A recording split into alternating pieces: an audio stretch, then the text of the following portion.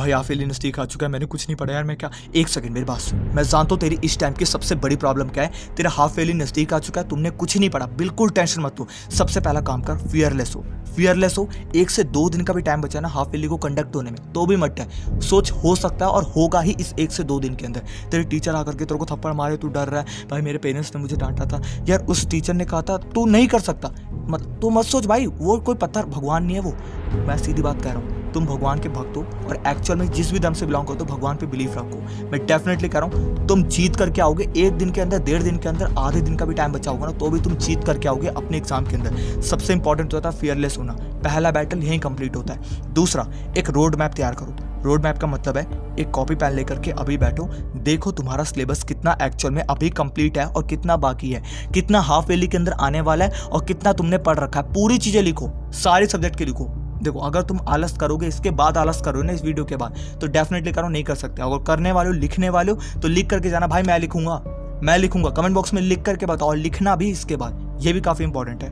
Third आता है important topics. मैं डालना स्टार्ट कर चुका हूँ, इसी चैनल को क्लिक करो, प्लेलिस्ट के ऑप्शन पे जाओ, हर एक क्लास का सेपरेट डाला। तुम नहीं देख रहे, तुम्हारी प्रॉब्लम है, बट इंपॉर्टेंट टॉपिक्स को सबसे पहले जानना इंपॉर्टेंट है।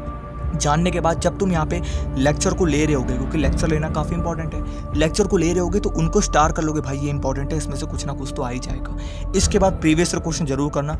एसेशन, रीजन, केस बेस्ड, पता नहीं कैसे कैसे टाइप में आपके कन्वर्ट कर देंगे। नहीं समझ में आ रहा, अगर नहीं समझ में आ रहा कि यार कैसे सुनो, अगर कुछ नहीं समझ में आ रहा तो यहाँ पे एक कोर्स को बाय कर लेना। मैं पूरे साल के कोर्स की बात करूँ, उड़ान बैच निकला 3.0, जिसके अंदर 5 सब्जेक्ट के सबसे इंपॉर्टेंट प्रीवियस ईयर क्वेश्चन को एसेशन, रीजन, केस बेस्ड और इनमें कन्वर्ट करके आपको समझाया जा रहा है। किताबें मिल जाती है, समझाता कोई नहीं है, डीपीपी मिलती है, टेस्ट पेपर मिलता है, और सबसे इंपॉर्टेंट आपको टाइम पे सिलेबस कंप्लीट कराने की जिम्मेदारी। और इसी के अंदर 9th का नीव बैच भी इंक्लूड है। कोचिंग मैं आपको बिल्कुल रेकमेंड नहीं करूंगा, कोचिंग जाओ कहीं पर भी, टाइम वेस्ट होता है, महीने के 1000 रुपये फीस होती है, फालतू टाइम वेस्ट होता है। इसको बाय कर लोगे, तुम्हारा बहुत ज़्यादा फायदा हो जाता है। इसके बाद अगला जो तुम्हारा काम है वह है तुम्हारा टाइम टेबल फिक्स कर दो। टाइम टेबल का मतलब क्या है, अपने टाइमिंग को फिक्स मत करो।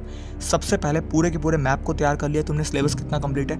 अब यहाँ पे अपनी कैपेसिटी, तुम्हारी कैपेसिटी है 1 दिन के अंदर मैं 1 चैप्टर को कंप्लीट कर सकता हूँ। लिख दो यहाँ पे 1 दिन के अंदर मैं 1 चैप्टर को कंप्लीट करूंगा, और उस चैप्टर को उस दिन बैठ करके पूरा कंप्लीट करो। तुम्हारे पास 7 दिन का टाइम बचे, 7 दिन के लिए बना दो कि यार मैं 7 दिन में मैं पूरा के पूरे 7 चैप्टर को कंप्लीट कर दूंगा। हाफ ईयरली आने में इतना टाइम है तो इतना करूंगा। 1 दिन के अंदर मैं फिजिक्स को लूंगा, 1 दिन में केमिस्ट्री को लूंगा, 1 दिन में इंग्लिश को लूंगा, 1 दिन में मैथ्स को लूंगा। इस तरीके से अपने सारे के सारे उसको डिवाइड कर दो। इसके बाद अगला बिलीफ अगर तुम्हारे पास तुम्हारा है तो तुम हर चीज को जीत सकते हो, और डेफिनेटली जीतोगे भी अगर तुम बिलीफ रखते हो तो यहाँ